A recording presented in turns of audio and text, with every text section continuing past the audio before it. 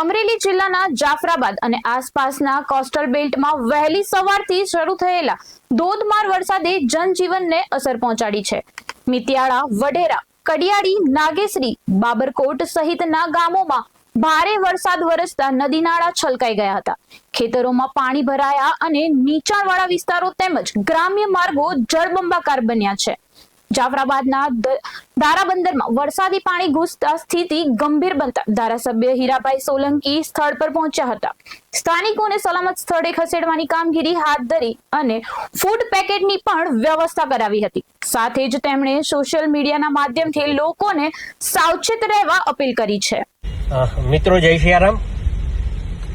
રાજુલા તાલુકામાં 12.5 ઇંચથી વધારે વરસાદ પડ્યો છે અને ધારાબંદર ગામમાં આજુબાજુ આખું ગામ પાણીથી પાણી ફરી વળ્યું છે।